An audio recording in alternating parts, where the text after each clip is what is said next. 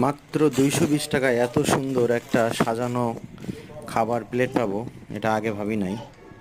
যাই হোক, খাবারটা খুব মজাদার ছিল। এখানে আছে 3 পিস রুটি। রুটি, এটা পরে রুটি, ভাত, মিক্সড ভেজিটেবল, মাংস, মাছ, মিষ্টি, বিভিন্ন প্রকার আইটেম দিয়ে সাজানো প্লেটারটা খুবই মজাদার ছিল, খুবই সুস্বাদু ছিল খাবারগুলো।